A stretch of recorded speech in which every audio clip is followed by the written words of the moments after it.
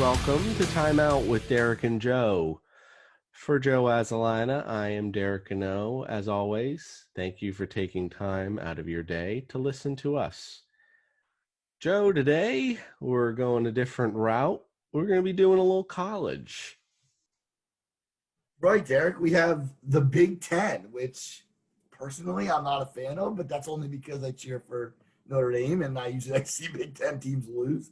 Mainly Michigan, Michigan State, and Ohio State, to be honest. I still like the Nittany Lions to win as I do uh, like to see them do good. But anyway, we'll be doing some Big Ten preview and go through a lot of the teams and where we think they might finish. And Derek's going to give us a rundown of some details also within scheduling and all that good stuff. So let's, no pun intended, but let's kick it off.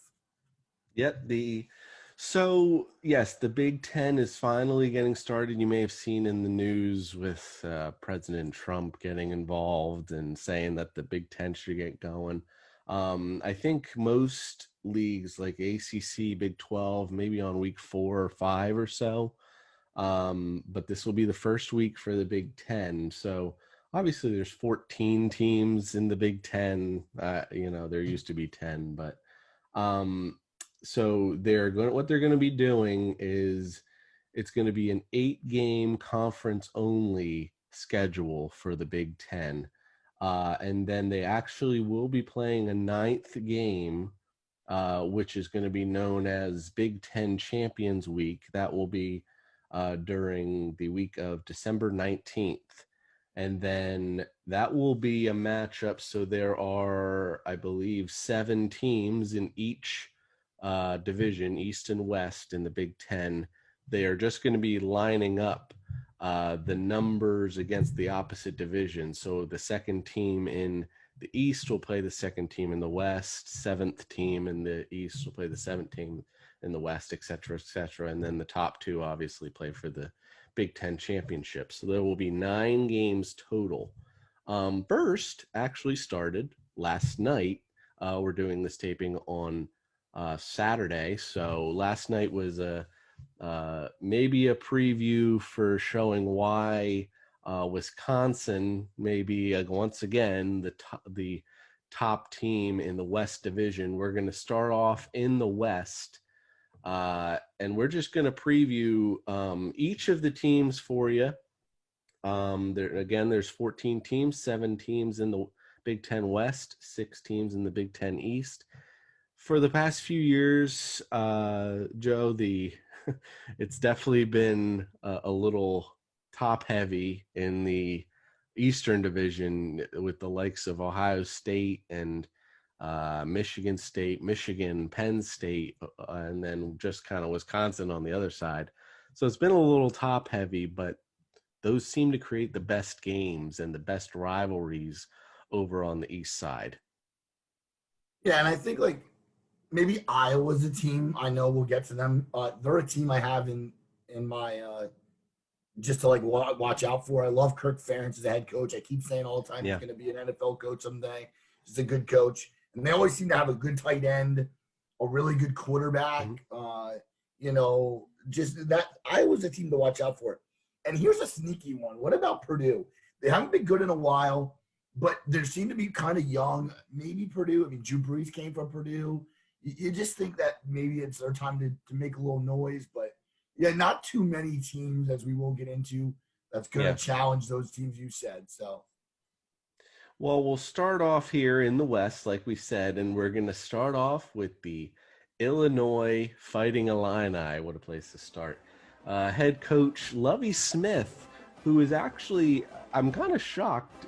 I didn't know he was there for this long. It's his 5th year. Former Chicago Bears head coach. He may have been the one who took the Bears to the Super Bowl against the Colts. What was it? That might have been like 7-8 years ago now, but take a while. I've seen, so they struggled a little bit last year. They were 6-7, 4-5 in the Big Ten. ESPN projects them with a 3-5 record this year. Well, Joe's going to give out his individual records that he thinks teams will have, so we'll see where they compare. It seems like, and I guess maybe that comes with being next to the Michigans and the Ohio States and whatnot, even like Nebraska, that's known to be a very good football school. Lovey has seemed to have struggled with getting in the good talent there, and that's why they haven't reached the level of the Minnesotas and the Iowas and the Wisconsins for a while now. He is 15-34 in his going into his fifth year. Where did I see they brought in a highly recruited St. Louis high school coach who may help with recruiting a little bit, but they've been towards the bottom. What does their team look like this year, Joe? Do they have any talent to potentially make that step? I also want to say real quick is that Illinois is a team that never has pro prospects, right? You made a good point. The recruiting. Not I a mean, ton. I can't tell you the last. What was the last quarterback chosen from Illinois? I don't remember. I Couldn't don't. tell you. Right, exactly. So that being said, their quarterback's a senior, Brandon Peters. He threw for 1,884 yards. He did throw for 18 touchdowns, and if I'm correct, he threw a lot of interceptions. I have here 81. Is that even possible? But I don't know. He did throw a lot of interceptions. I don't think I wrote that down wrong. But anyway, the running back Reggie Corbin, he rushed for 7 touchdowns last year. One receiver to keep an eye on is Josh Good luck. Imatorabiye. That's an. I tried the best I can. I Derek, was waiting for you to say that name.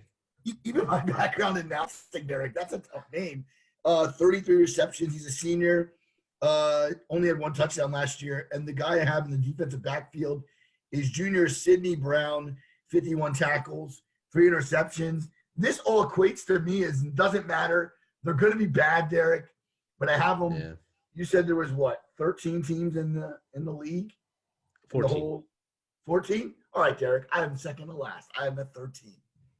Yeah, it's it just doesn't seem, that seems to be the key thing. And like you said, Imator Hibe is a very good talent supposedly at receiver. But it doesn't seem like they can ever get the talent as the top teams, like we said, and it doesn't look like again this year that they have the same thing. They play teams. You saw the 6-7 record last year. They play teams like Illinois State and UConn and Bowling Green to get the record up there a little bit, because you only need to finish 500. Usually, sometimes they'll throw a couple 5-6, 5-7 teams into bowl games, but yeah, it's going to be tough for Lovie Smith, and you wonder. You don't usually see those guys get fired, but if he doesn't turn it around, he may. So yeah, and I also think that you got to remember last night. No spoiler because you can check the scores, right? They got killed by Wisconsin 45-7. So maybe it's not the offense that's the problem, even though you score 7 points. You can't stop anybody. That's going to be an issue in the Big Ten. And that's supposedly his strength, right? He was a defensive coach. So if they can't stop anybody, that's not going to be good for them. So the next team we're going to be looking at is the Northwestern Wildcats. Now, Northwestern, Pat Fitzgerald has been there for a long time now, actually going for his 100th win this weekend. He's in his 15th year. Last year they were 3-9, tough year, 1-8 in the league. Again, another team that ESPN projects to be 3-5, and it seems like it's been the offense that's been struggling for Pat Fitzgerald's Wildcats, and they averaged only 19.5 points a game. That's 122nd in the league, or in the country, I should say. So what are we looking at this year for Northwestern, Joe? Well, good point about the offense, but I'm going to tell you they have a quarterback that's coming in from the University of Indiana in Peyton Ramsey, grad transfer, 2,450 yards last year, 13 touchdowns. He did have 5 interceptions. The running back will be a familiar face, a junior, and Isaiah Bowser. He had 59 carries and rushed for 204 yards, but didn't find his way into the end zone. And one of the receivers I have down is 51 receptions and 430 yards for senior Riley Lees. Um, the only thing on defense that struck me was their one linebacker in Blake Gallagher. He did pick it off 3 times and he had 46 tackles. Northwestern they got a good coach in Fitzgerald, but Fitzgerald's gonna be one of these guys that's gonna get another coaching job, and that's really gonna be a problem, Yeah. right? Like that's gonna be more of an issue. I remember the days of Darnell Autry, if you remember that name. He was a really good running back. They don't have those types of players coming in again, but I'm gonna say they're gonna finish 11th overall. Meaning in both leagues they'll be like towards the bottom. But I still think if Ramsey throws the ball well and he can find his receivers, maybe they score some points. But again, they're like Illinois; they're not going to be able to stop you. Yeah, and like you said, if they struggle offensively, teams seem to be like Iowa is kind of known to be a stifling defensive team, and then they're really one of those teams that tries to beat you in both lines, and Right. they just try to dominate you. And will Northwestern be able to do that? I was thinking back in the days of local Liberty legend Dan Persa, when there was a Oh, year or two when he yeah. was the Northwestern quarterback, but Shout out.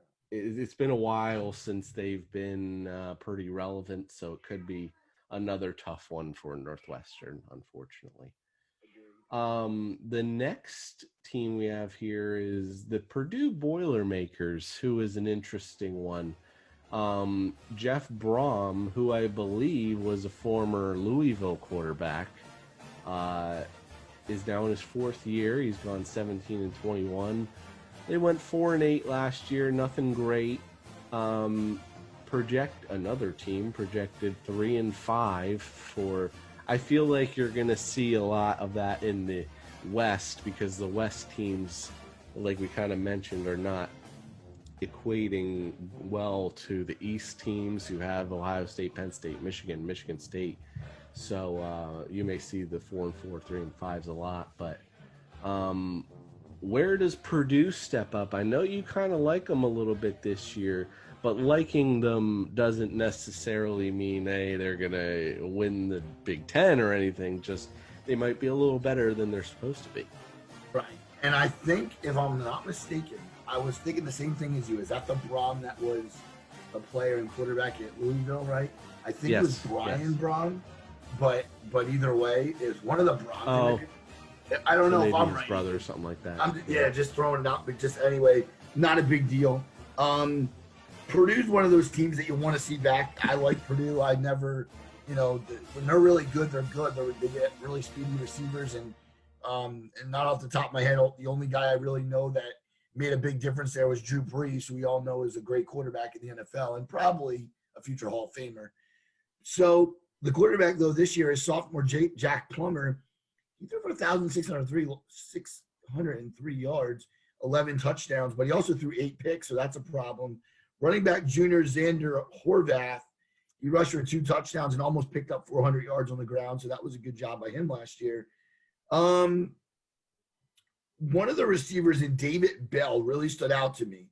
Both are sophomores, Rondell Moore, David Bell. David Bell had 86 receptions, 1,035 yards. Like that's a big year, and 7 TDs. So, really, really interesting if they can get the ball to Bell and Moore.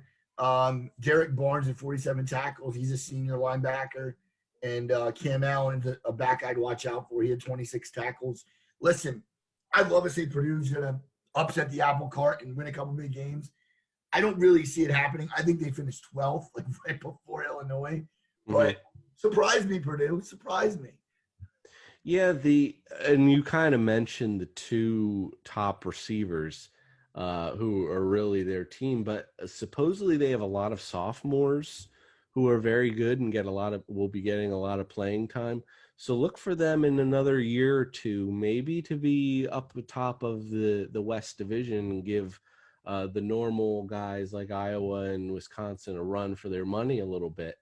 Now I know Brom supposedly is going to be out for the first game due to after testing positive. So Wait, who's we'll out? see. The head coach Brom is going to be Oh, out, he's out for the. so that Oh, okay. could affect them. You never know.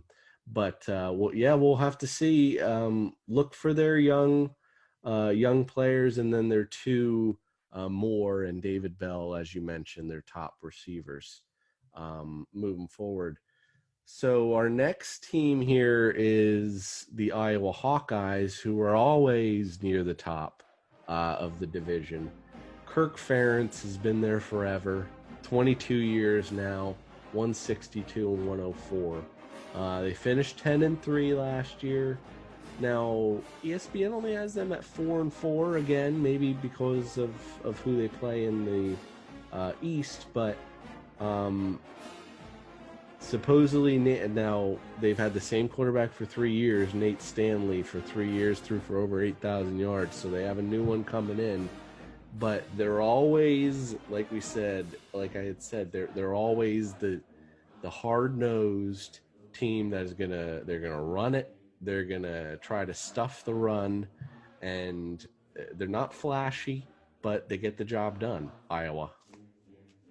Yeah, listen, they're going to miss Stanley. There's no doubt about it. I don't have much on sophomore quarterback Spencer Petras. He's last year he was only 6 of 10, and that's why I don't have a lot. Yeah, yeah, So that's all you should have. little time last year, as I found out.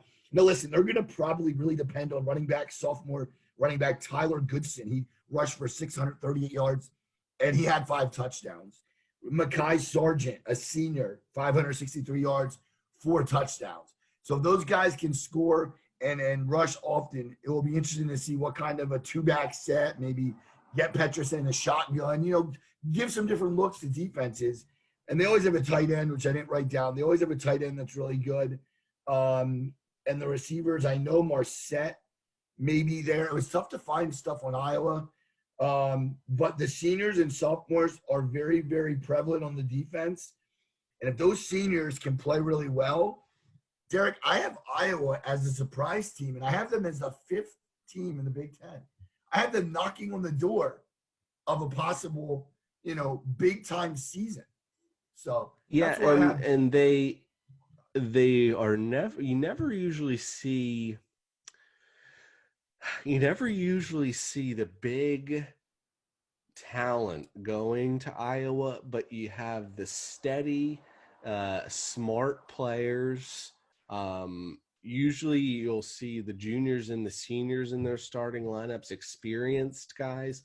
Now, this will be a little different with the quarterback this year. We'll see, but supposedly they have a lot of playmakers on defense, which they always do. You always see some cornerbacks taken from Iowa, and but supposedly, yeah, their receiving core and running backs is what's going to drive them. So hopefully they can guide the young quarterback to a couple wins. So we'll see if they can. They could be up there. I don't know if they'll be up with Wisconsin, but we'll see. We'll see with Iowa. There should be a couple good games there with the Iowas and the Minnesotas of the world. Tough to Um, play there at Kinnick Stadium too. That's a tough place to play well, if there were at night too. fans, that would be nice. Well, that's true. More, usually a I tough will place to say play. one of the greatest traditions is at Iowa, where they turn and wave to the children's center right next That's door. really Very awesome. cool. Yeah, those Where kids the must get a kick out of stands are that. like open for them to be able to see in the stadium. So That's very really cool, neat. very cool. Yes. Um, Next up is Nebraska, who has not really come back. They were very good in the 80s and 90s, and even the 2000s a little bit. I remember Crouch being their quarterback, Not froze. but not for a long time have they been good. Um, Scott Frost, head coach there. This will be his third year. He's 9-15. Last year they were 5-7, 3-6 in the league. Another projected 4-4 finish. We see they're playing Ohio State today. They did go up 7-0, but didn't go too well. As of now, it is 38-17. So they won't be able to hold off Ohio State for too long. But how's their season looking, Joe? Well, Nebraska, and you mentioned the greatest point is that when I think of Nebraska, I think of Eric Crouch. I think of Tommy Frazier. I think of those guys that ran the option offense. Scott Frost isn't doing that, though. He's giving the ball to the backs. He's letting the quarterback now, junior Adrian Martinez. And I'm telling you right now, this is it for him. He's a junior. He's been playing since he was at least second half of that year as a freshman, right? This is it because they got a kid behind him. And you're going to know the name, and a lot of college football followers know the name. What about McCaffrey? Yeah, brother of Christian McCaffrey, and his father, of course, the famous Ed McCaffrey. He played today. He ran 10 yards on a quarterback draw. He's going to be good. So he's only a freshman, red shirt. I wanted to say that again. Luke McCaffrey is his name. Martinez, 1,956 yards as a sophomore, 10 touchdowns. Now get this, he threw the ball 9 times the other team. So 1 over. That's it. He was 1 over, Derek. So he's got to be better than that this year. Running back, a senior, Derek Mills, 745 yards, 10 touchdowns. He had a really good year as a junior. And it was Wan'Dale Robinson, 40 receptions, almost 500 yards, and he had 2 touchdowns. The guy to watch out for, and there's no doubt about it, is the senior outside linebacker in JoJo Doman, 38 tackles and 3 sacks, and he made a big sack today on Fields. So, but listen, all that being said, Wisconsin can run the football, and I think we know that Nebraska can run the football. We think we know it. Can Martinez do more than run? Can he throw? If he can't, I have him at 7 in the whole thing, but they could move up a little bit if he shows he's better, or if McCaffrey gets playing time and he steals the job away, because I would watch out for that. And that's a sneaky good spot, because supposedly, I don't have it directly in front of me, but supposedly they don't have one of the strongest schedules this year. So they're probably playing the weaker teams over in the East. So they could potentially be a 4-4, 5-3 team and get away with one.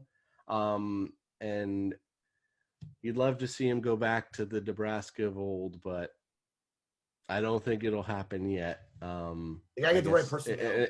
It really seems like the defense is going to struggle, and obviously you see Ohio State has put up a lot of points today, but that doesn't necessarily mean anything. They're going to score a lot of points on everyone this year. So, now probably moving to maybe the 2 favorites of this division, of this side here, the West. Minnesota and Wisconsin, who it came down to last year. So Minnesota, their head coach is PJ Fleck, 4th year, 23-15. They were 11-2 last year, very good. They are projected 5-3 on ESPN, and the question is, who's going to win that Paul Bunyan Axe, which is the winner between Minnesota and Wisconsin, and that may end up determining who's going to be the top team going to the Big Ten Conference Championship. I want to mention that exactly. I want to mention right now that they're the number 21 team in the country, and they haven't played a game yet, Derek. They play tonight at 8 o'clock. Just saying. I know we'll say that a couple times, but it is because of COVID. It had screwed some things up with the Big Ten, and they didn't want to come in as much as the Pac-12, and I don't fault them for that, but it is weird. Quarterback Tanner Morgan, a junior, 3,253 yards as a sophomore. He threw for 30 touchdowns, and that's why they were so successful last year. He needs to have another big year. The running back is Ibrahim Mohammed, a junior. Not much on him, so he's a newcomer because Rodney Smith last year carried the bulk of the carries at 1,163 yards. Receiver Rashad Bateman, he's the name, and was featured on College Game Day today as I watched it. 60 receptions as a sophomore, 1,219 yards and 11 touchdowns. That's the name to watch out for. If Morgan hits Bateman a lot, watch out. If he doesn't, there's going to be guys that have to step up, and I can't even tell you who they be. We'll get to know them, I'm sure. Um, I have the Golden Gophers at number 4, though. I have them right outside of that. A couple top teams. I think they're talented, and PJ Flex, they had a heck of a coach, and they're not going to keep him there much. Like, I guarantee he's another place in a couple of years. He's a good coach. Yeah, so you mentioned that, and it's going to be the quarterback. It's going to be Morgan, and how far he goes is probably how far the team's going to go.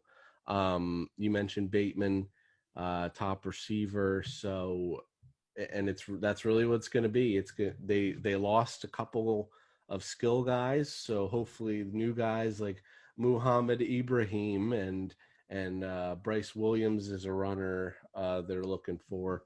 Um, Supposedly the offensive line is humongous. Um, Daniel Falele is a almost 400-pound offensive tackle. So look for them to be able to control him a little bit, to control the offensive line. And it's all about pressure, right? If teams can't put pressure on your quarterback, you're going to be sitting pretty. And you wonder if they can make that step finally after quite a long time to go to the Big Ten championship against, but they'll have to get by the Wisconsin Badgers, who are our last team in the Big Ten West preview. Paul Christ, ever since he's gone there, he's done nothing but win, as teams from Wisconsin have done for a while now, ever since Brett Bielema was there. And he's 52-16, sixth year, 12-4 last year, projected as 6-2 by ESPN. It's almost the next man up, right? Jonathan Taylor graduated last year. Who's the next guy up to rush for 2,000 yards, Joe? Because that seems to happen with Wisconsin running backs every year. They have the huge offensive line, and they just run right behind them. That seems to be just a continuing every year. Here's the theme, isn't it?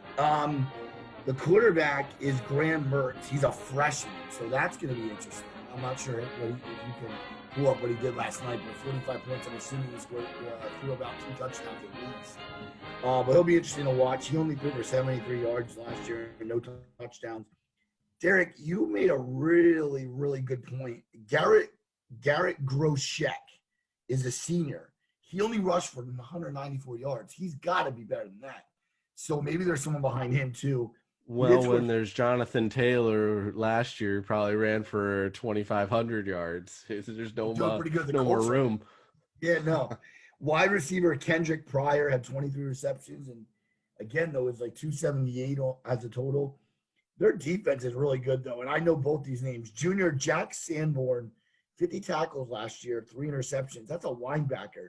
And senior defensive back Eric Burrell, 34 tackles and 2 sacks. I mean, again, Wisconsin really is good. I have them edging out Minnesota. And before I say that, I think Minnesota plays in a big bowl game this year. I'm not saying the top 4, but watch out. Notre Dame has 2 losses. I could see Notre Dame, Minnesota hooking up. That would be interesting. I wouldn't mind that. But I will say, sticking with this, though, I will say Wisconsin's my 3rd team out of the Big Ten. Now, just looking at the box score last night when they put up 45 against the Fighting Illini, it looks, well, Graham Mertz, first of all, going 20 of 21. Well, damn, what happened with that one pass? What's going on? 5 touchdowns. Yeah, you can't ask for much of a better time than that. Now, I see this kid. It seems like they may do some sort of committee running back, which is the first time I've seen that, because looks like Garrett Groshek had 13 carries for 70 yards. Nakia Watson had 19 carries. And then an Isaac Gorendo had 11 carries for 36 yards. So maybe is that because the game was out of reach? I can't be Right, we're too gonna sure, find that but out. yeah, maybe they'll go to one specific guy going forward. But In um, Wisconsin, right? You don't see that Wisconsin. You see it like a Georgia. not usually. Notre Dame does it. Notre Dame's doing it this year with a freshman and a sophomore. But again, somebody usually takes a hold of that job. Then you have that guy be the backup. You don't have a 2-3 committee like you said. That's a great point. Now, Wisconsin has made more Big Ten championship appearances than anyone. And so this will be, they're going for a seventh division title, Eat West division title. And now is that because that's not as strong? I think that Right. side isn't as strong. That's the reason why. But um, so we're gonna jump over to the Big Ten East really quick, There and you go.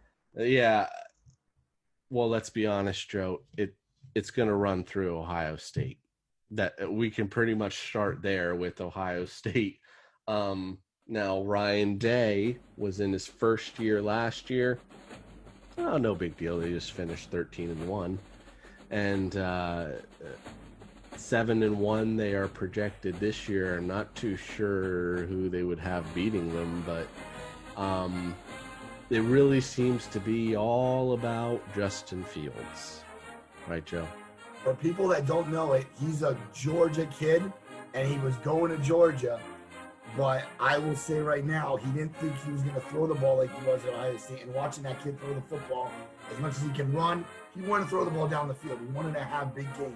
He wants to be in the NFL. So, you know what these kids are looking at. But anyway, quarterback, no doubt about it. He's a junior now.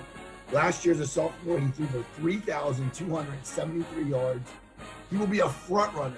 I'm talking about he will win Heisman Trophy this year. Unless somebody steals it from him. 41 touchdowns, Derek. Oh my God, he threw 3 interceptions. That's how good he really is. Running back is a grad transfer, and you might know the name is Trey Sermon from Oklahoma. He's pretty good, very fleet of foot, as you said last week in the episode. He only played 9 games last year. He was hurt, so something to watch out for. And I just saw this kid today, Chris. I want to say Olave. It's Chris Olave. He's really good. 49 receptions, 849, 12 touchdowns. He scored another one today. And Garrett Wilson's another guy to look out for. He scored 5 touchdowns. The defense, senior linebacker, Baron Browning, 26 tackles, 5 sacks. And strong safety, junior Josh Proctor, 10 tackles last year. And he's young, so he'll have 2 more years. But number one. I mean, it's like the Dodgers, Derek. Number one. And I mean, you might even want to look at them towards, they're probably looking at a college football berth into the semifinals to win a potential championship and that was one of the best games of the year last year with Clemson. I think that was about 28-23, something like that in the Fiesta Bowl. And that was a heck of a game. And while they eventually lost to LSU and Joe Burrow, but it was no shame there. The road is going to go through Ohio State to go there, and if they finish undefeated, it's pretty much they're going into the championship, right? It's pretty much it's or open, the top close. 4. It's not. Yeah. Absolutely. What would you think if they lose maybe to Penn State on Halloween, or if they lose to a Wisconsin or a Minnesota in the Big Ten championship game? Do you think there's any situation where they get into the championship semifinals? Only way so if they lose to Penn State or Wisconsin, like you just said, they have a chance to bounce back, right? If you lose late in the Big Ten, they always say that. If you lose late, it's tough. So you lose early, I say, okay, yes. But I don't see them. Listen, Penn State's going to be pretty good this year, I think. But they're not going to – I really don't think they're going to beat Ohio State. A lot's got to happen for a team like this to lose. They have got a lot of talent, a lot of speed. And Dave's a good coach. Remember who he's he's the succeeder of one of the best ever, right? Um, Urban Meyer. Thank you, Urban Meyer. I knew I was going there. But the bottom line is the Buckeyes are and will always be in the topic of conversation to be at the top of the Big Ten. And there's Yeah. no way I see it that they don't have a real good shot to be one of those 4 teams left standing.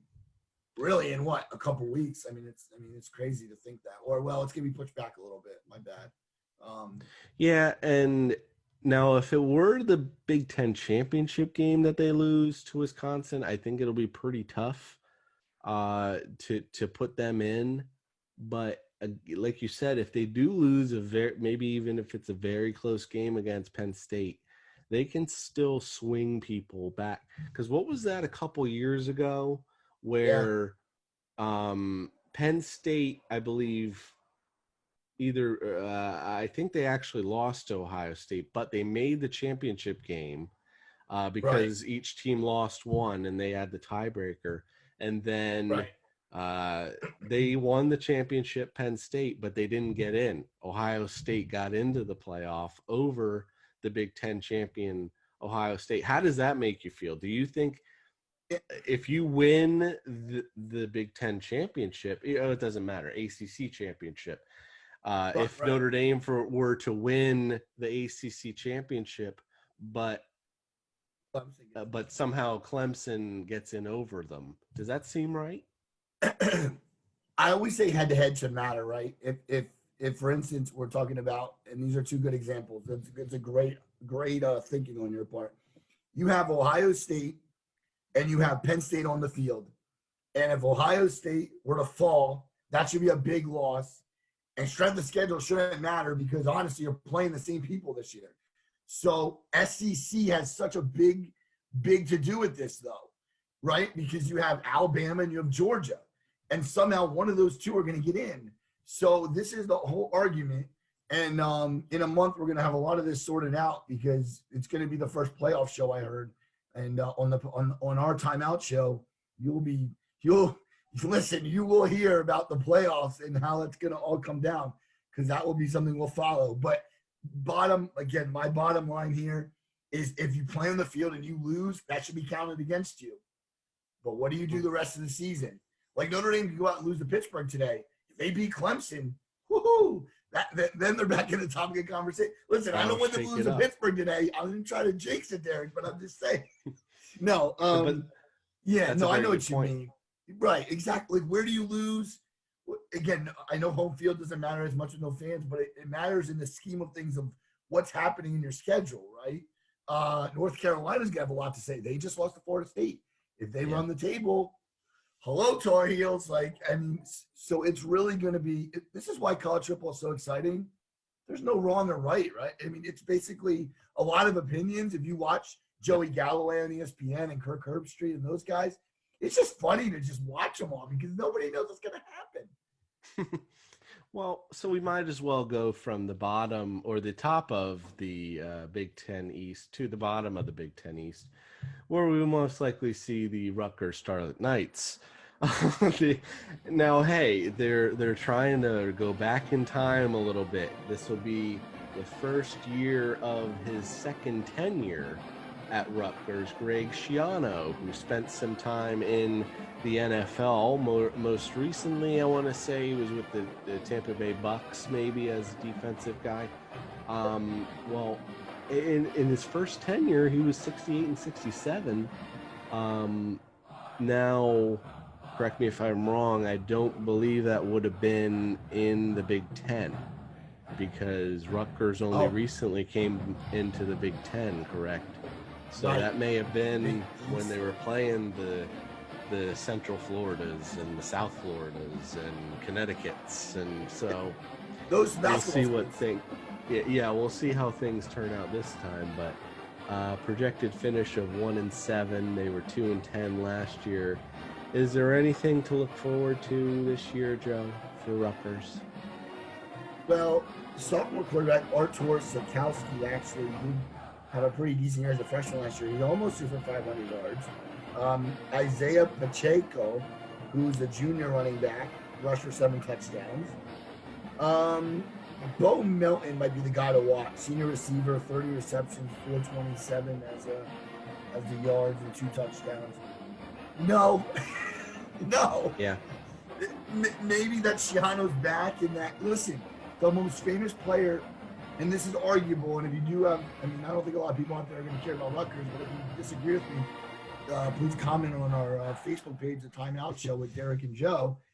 Ray Rice might be the most famous running back or like player. Like, he had a good run there, but but anyway, no, they're last. They're behind Illinois, actually, in my eyes. And supposedly they had a pretty good recruiting class, and they had a bunch of transfers come in. They won't be playing this year, obviously. So maybe look for them to make a little bit of a step up. Once he gets his own recruiting classes in there and you start seeing his guys, maybe they'll be able to turn it around a little bit.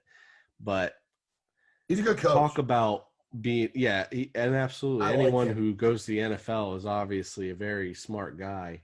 But being that the only team in this division that you can really put them above, maybe Maryland, Iowa's actually Indiana, has actually been pretty good the past few years. So it's going to be a tough road. We'll go to Maryland here. Will be another team most likely scraping the bottom of the league. Mike Locksley is in his second year as the Terrapins coach. He was 3-9 last year, 1-8 in the division. ESPN projection is 2-6 for them this year.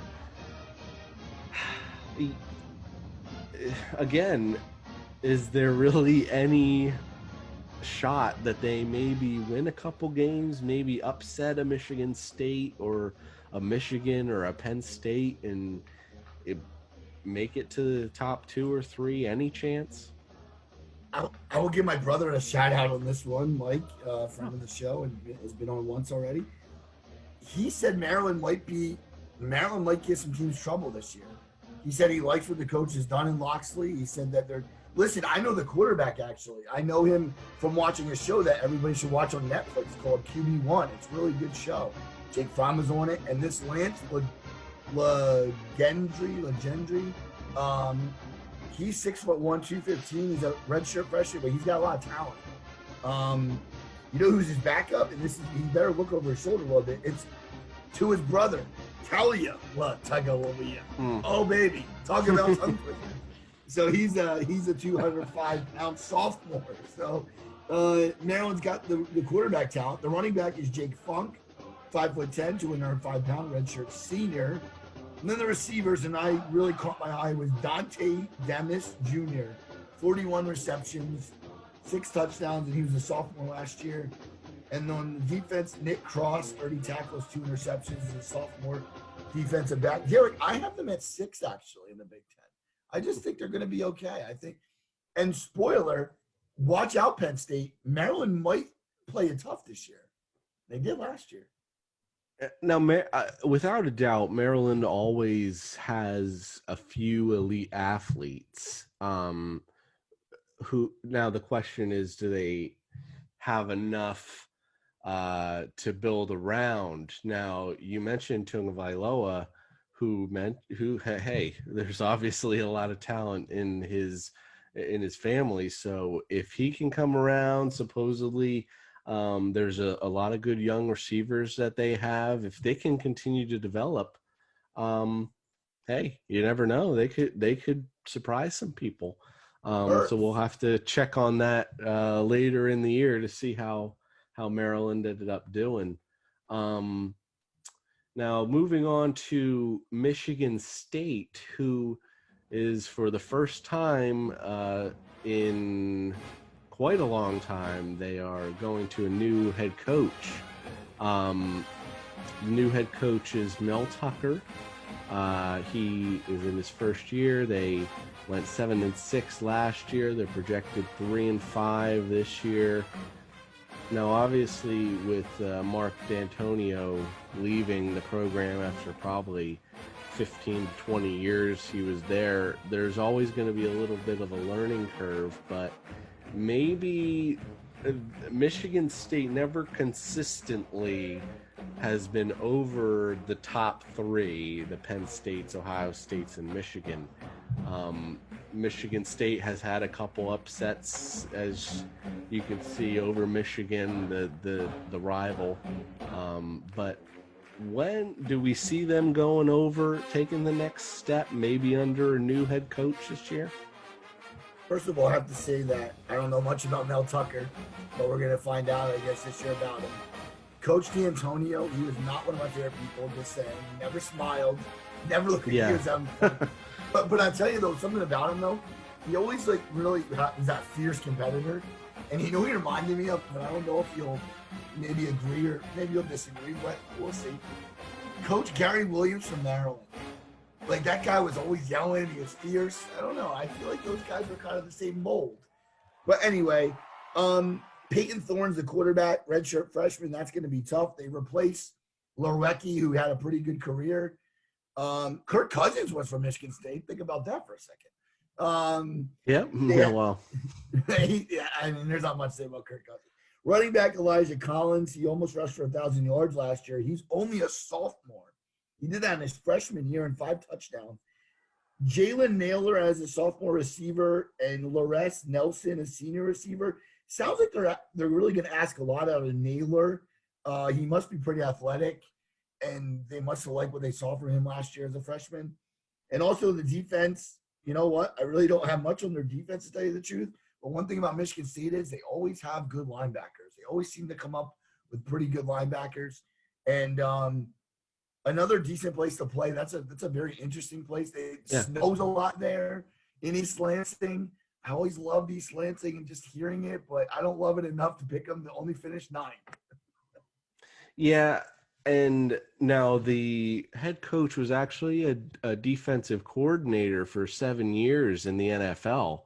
So How about that? you have to think that should be pretty. They should be decent defensively. They always seem to have a okay quarterback. Never anything special. A Brian Hoyer, a Kirk Cousins. Now, Kirk Cousins was not anything special when he was at Michigan State, I don't believe. It's always an okay quarterback. So you're wonder if with a new coaching staff in there, maybe they'll the offense was always usually, it kind of reminded you of an Iowa offense in that they're very boring. They're going to run the ball a lot. They'll throw the ball a little bit, but same with Iowa. Their quarterbacks never really impress you too much. So we'll see if they can somehow, and maybe behind Peyton Thorne, I also see Rocky Lombardi, who is going for the starting job potentially. Not sure if he's any relation to Vince, but they don't get any athletes these days. Yeah. Where's the Plaxico Burress? Like that's a name I'll never forget at Michigan State. He used to kill teams. You know, it's tough, I guess, to recruit to get these guys to play in a cold weather state too. So, and then we have, it looks like, 3 more teams here. We have, next up is the Indiana Hoosiers, who are behind Tom Allen, 4th year, 18-20. They were actually took a decent step up last year. 8-5, 5-4 in the division. Projected by ESPN at 4-4. Quarterback Michael Penix Jr. may be a key to leading this team.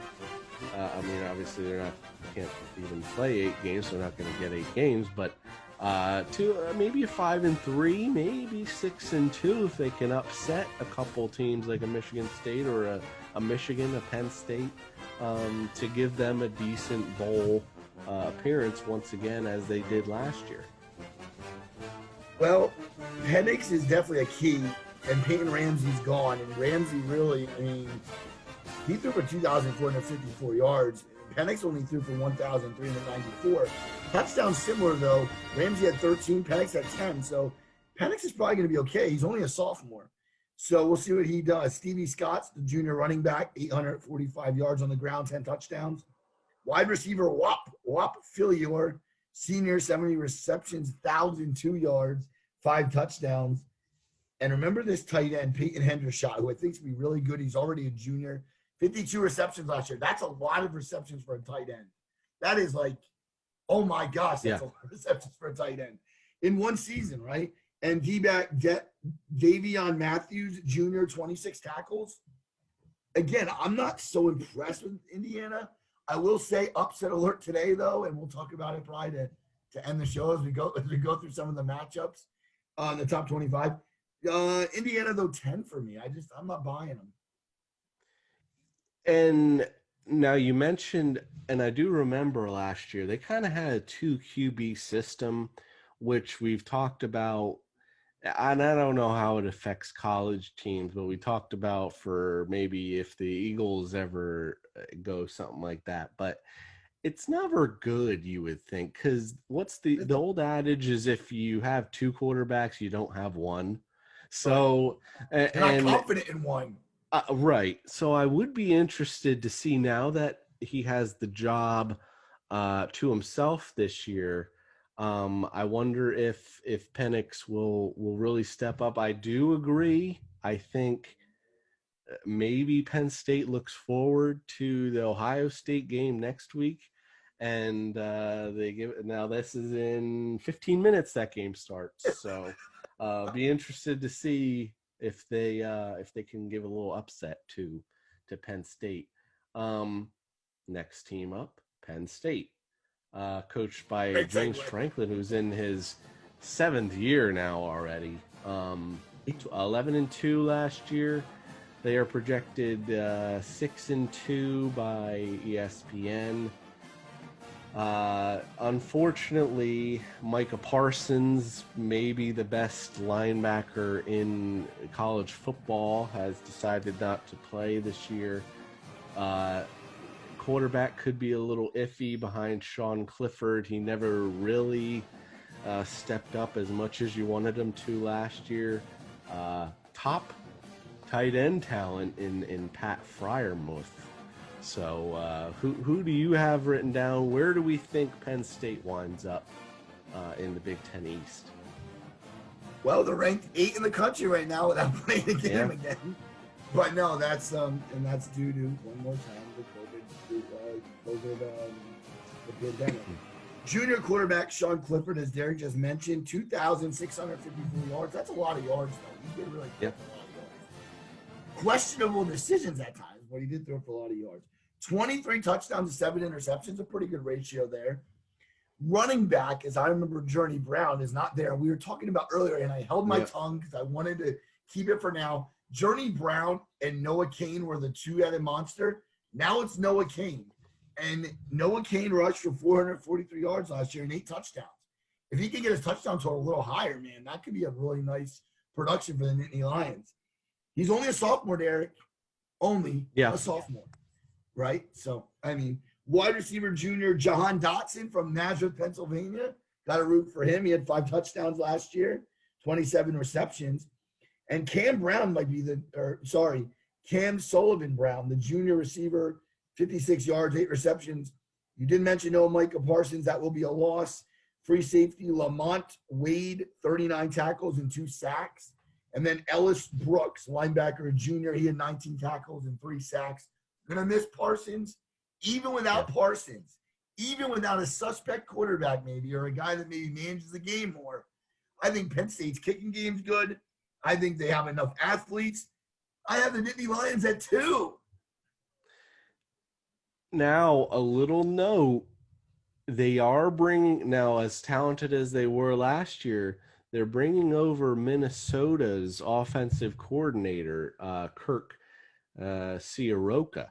So, and Minnesota was a very high tempo, high scoring team last year. You also wonder how that affects Minnesota going forward. But as far as you mentioned, there are 2 sophomore running backs now with Brown not playing, Noah Cain, Devin Ford.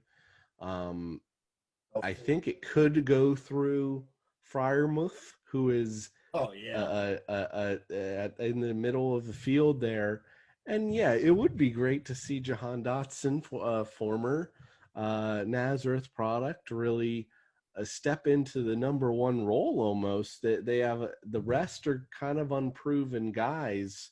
The receiving core, Small. I hope you put weight on. yeah. He's small. So, and I almost hope to see Jahan Dotson fill a Chris Godwin role, where he had a lot of catches, a lot of touchdowns his senior year.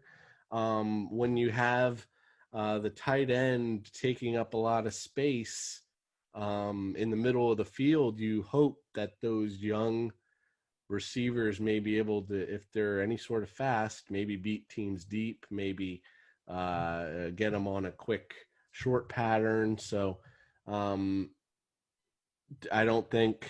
just don't think that they're on the talent level of Ohio State. We'll have to see.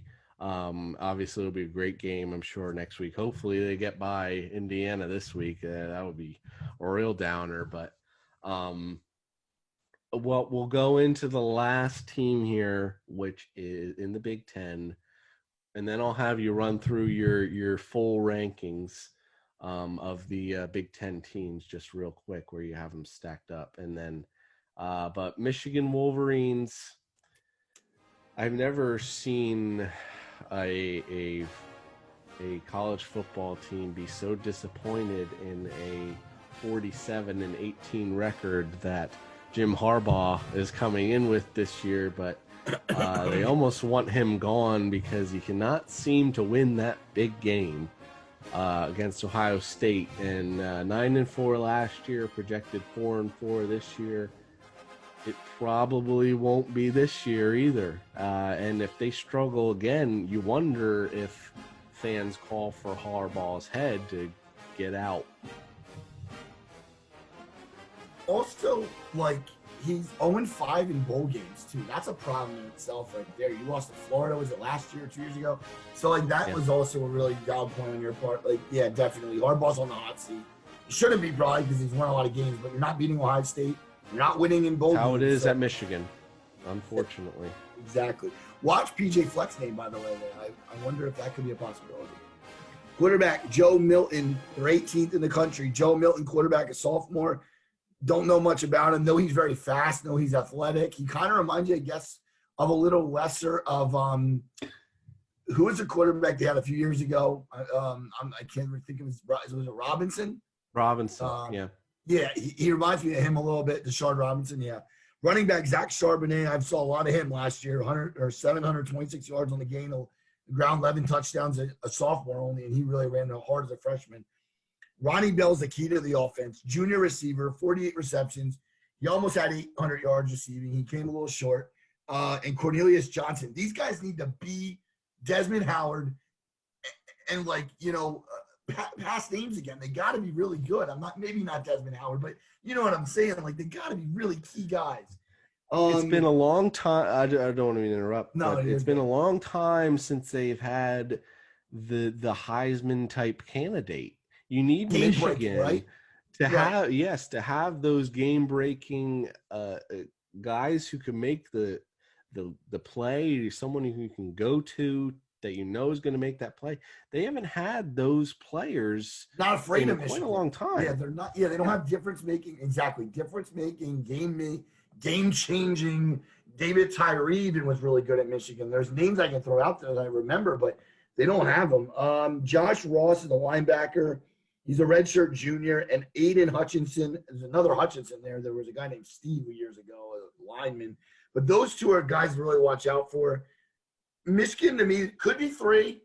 I still think Minnesota still could climb up there too, Wisconsin, but I don't know. Maybe this is it. Maybe Harbaugh beats Ohio State this year. Maybe fumbles and interceptions, but I'll tell you, Justin Fields is really the real deal. I just love to watch him play. Yeah. So real quick, Joe, run through your 1 through 14 where you have them finishing. All right. So I will go at the end. At 14, I think I had Rutgers. Yes. At 13, I had Illinois. At 12, I had the Purdue Boilermakers. At number 11, I had the Northwestern Wildcats. At number 10, I have the Indiana Hoosiers. At number 9, I have the Michigan State Spartans and Mel Tucker, as Derek taught me something today. Mm-hmm. At number 8, I have, I actually forget who I had at 8 here. At 8, I have the Penn. No, I'm sorry, they're ranked 8. Oh, my writing. I'm missing the 8. I'm missing the 8. I'm missing the 8 team here, Derek, on the timeout show. I'm missing the Iowa. 8 team. Thank you. The Iowa Hawkeyes, I had at 8. At 7, I have the Nebraska Cornhuskers. At 6, I have the Maryland Terrapins. At 5, I have the Iowa Hawkeyes. At 4, I have the Minnesota Golden Gophers. At 3, I have the Jim Harbaugh-led Michigan Wolverines. At 2, I have the Penn State Nittany Lions. And at 1, I have the Ohio State Buckeyes. So just real quick, so the top favorites in terms of what seems to be betting to win the Big Ten, first is Ohio State, then Penn State, then Wisconsin, then Michigan, then Minnesota, and then Iowa. So we'll see how the Big Ten shapes up, and we could already tell in this first week to see where that's going. So real quick, Joe, we're just going to throw out a couple games to look for this week that may or may not determine the top 10 or really shake up the top 25. What's some games that you're looking at? Right away, I know Clemson had a big lead, but you got to look at the number 1 team, and that's Clemson. They were playing Syracuse today. So that would be a game I'd watch for. I know Clemson probably was up like 2 touchdowns already early. Alabama, Tennessee later on. That would be an interesting game. Alabama's 4-0, ranked number 2. My Irish 4-0 on the road at Pittsburgh. I heard Pittsburgh has a tough D. If they stop the Notre Dame running game, this guy will be nervous. So that comes up in a little bit. Your Lions at Penn State, Derek, they got a tough one against Indiana on the road today. Can Sean Clifford knock off the rust? And Noah Kane, who I really enjoy watching, just exciting running back. Oklahoma State and Iowa State might be a good matchup. Oklahoma State comes in at 6, Iowa State at 17. And I'll throw out 2 more. What about Miami and Virginia? Miami's 4-1. They have a home game against the Cavaliers. Kind of an interesting matchup. Virginia knocks them off. That'd be the second Miami loss. And Derek, let's end it with Cincinnati and SMU. The Bearcats at 9, the Mustangs at 16. That could be an interesting matchup in the American. I was hoping you would throw that game out there. Let's throw some love to the American Conference. Number 9 and 16, yeah, they're right up there. The winner of that game could have a legitimate shot. Stranger things have happened. Teams that you're really shocked about, number 12, BYU is right up there now. A good Big Ten matchup. Yeah, that was next up. Yeah, Coastal Carolina got at number 25. We'll see where that goes, but let's see. A good Big Ten matchup between Michigan and Minnesota. That could ultimately knock someone out, maybe to go to the Big Ten championship game already. If Michigan loses that without even playing Michigan State or Ohio State or Penn State, you can pretty much forget it. Almost maybe a little bit less of a must win for Minnesota, because if they lose that, if they beat Wisconsin, they still have a legit shot. But sneaky game I'll throw out there is the Alabama and Tennessee game. Obviously Tennessee kind of has not played so well in recent weeks, but they were very high in the rankings to start the season. And Alabama coming off a very tough game against Georgia, who they ended up steamrolling by 17. Can't say I'm shocked, but Out at Rocky Top, maybe I don't know what the Tough fans road will game look for like Alabama. there, but yeah, it's always a tough game going there. So we'll see if they can pull one out there. But North Carolina turned back around. They're currently beating North Carolina State. Most likely, they're going to pull that one out. Clemson kind of pulled away from Syracuse. That one's almost done, 47-21. And Marshall. a Marshall, number I just saw that. 22. Yeah. A I lot of mean, smaller teams. yeah. To end off, that's where I'll go, and I'll ask you. Obviously, it's very tough for teams in smaller conferences, Marshalls, BYU's, Coastal Carolina, to get up into the top 10 and even have a shot at. It's basically in the playoff, SEC winner, Big Ten winner, ACC winner, and then one other floater team, which is the only shot that they would call them mid majors in basketball. I don't think they Right. call them mid majors in football, but that those smaller conferences. Uh, Obviously, teams like that are going to be very tough to even schedule those tough games like in Ohio State. Like uh, I remember a couple years ago when it was UCF who had some very good teams, Central Florida, but teams like Penn State didn't want to play them because they didn't want to bring them in to potentially lose. You do the out of conference games, a lot of teams to just win them. What needs to be done in order to properly give those teams in those tough leagues a shot, or is that just fact that they're never really going to have that legitimate shot unless you go That's undefeated that's and college beat sports good though. teams? That happens in basketball too, right? Who do you ever see Duke go on the road and play? No. Right, exactly. So for football, you're not seeing the Florida Gators travel to Stony Brook or just you know what I mean? Like you're not going to see Yeah. Notre Dame go and play at UCF because that was a big controversy. The UCF quarterback actually came out and criticized Notre Dame the one year, and I was like, I mean, the players don't make the schedules. Like, Yeah. people need to watch kind of what they say in that regard. But you're right. The mid majors don't really get a fair chance. Like a Coastal Carolina maybe plays a real big school in the top five. They're going to their place. They're not going to Coastal Carolina. So it is kind of a problem. What I would like to see, how so Penn State might play Akron or they'll play. Maybe Penn State should do a solid and go play Akron and Akron. Like that would be so cool for the Akron fans to see Penn State come in. I'm sure it's Yeah. just something to think about. We'll never see it, I'm sure, but I'm just throwing it out there. Like even like a Boise State, maybe Florida goes and plays Boise State. Like get on the green field. Like I mean, just What do it's you just think? What do you think about extending? Would you ever want to see them extending the college football playoff to 8 teams or oh boy, 16 oh or boy. Well, listen, we could 64? do a whole show on this, right? Yeah. No, it's funny. Me and my dad have had this conversation. And I've said to him, and I remember saying this to like going to work even one day last year. Literally, we had this conversation. I said, Dad, if you do 4 to 8, then the ninth team's gonna be upset, and the ninth fan base is gonna be upset, Absolutely. right? I think 4 is perfect. I think 4 is what it should be. You go to 6, seventh is gonna be upset. You can't make everybody happy. Like 4 is it for now. I heard though they might go to 8. I heard Mike Golick say that they might go to 8 in the next I couple of years.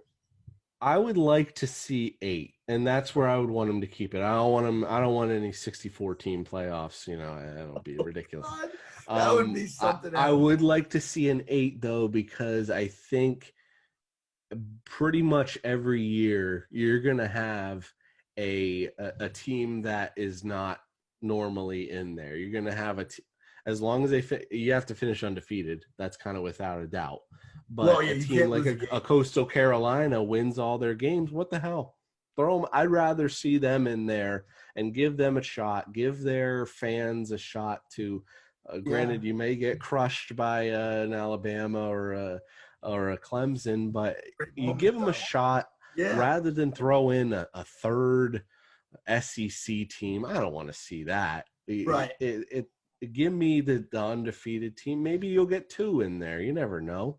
And Derek's going for the once small one people. wins, well, once one wins, Yeah, then maybe they'll get more of a legitimate shot. And Cinderella. It's like yeah, basketball. It's the same.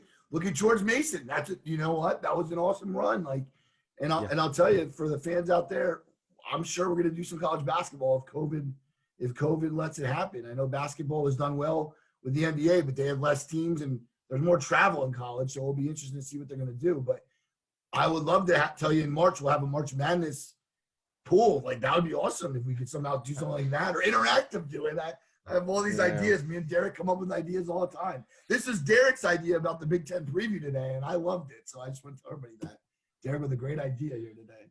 But Well, no, that's a great topic, Derek. That's a great topic for another show. yeah, maybe. If anyone has any comments on that, how you think it should be done, do you think it maybe should go to an 18 playoff? Should it stay at a four? What do you think that the smaller teams don't even deserve to get in there unless they somehow bring in top teams and beat them as well? Let us know in the comments. Let us know your thoughts. Send us over an email. Again, our email is timeout Derek and Joe at gmail.com. Please feel free to send us over any emails. We'll get to them in the next show. And Derek, it that was might be fun. It was fun today, Joe. absolutely. It A little was so college much. football. College football is definitely different, and it makes us all. I'm excited to go watch Notre Dame now. I know you're excited to go watch Penn State, and we'll both get our fill now of college football. The other thing I was going to say is, and I don't want to get into this too heavily because we're going to wrap it up, but the World Series is in a big game tonight. I just want to throw that out there. Yeah. Big game Well, 4 tonight, Derek. I get again, yeah, and that may be the topic of our next show next week. But yeah, and Offensive line, the offensive line of it the Dodgers. it It's could be unreal. tough. It could be tough for the Rays. He's in trouble. But I know. that'll be a topic Yeah, for yep. another time. I But want to any throw that last out words, Joe? there. No, just enjoy the games all this weekend. There's some good NFL games on too. We just wanted to make this a college football show today, and we hope you like, comment, and also please ask us questions. It could be anything from any sport you want to know about. Try to keep it within the major sports, maybe not bowling or curling or CrossFit. Careful what you wish for. Yeah, I don't open up too large here. But yeah, and just thanks again for listening. And Derek, yeah, this was a really cool show. I enjoyed this show. For Joe Azaline, I am Derek Gano. Thank you, everyone, for taking time out of your day to listen to our podcast. We will see you next time. Take care. God bless.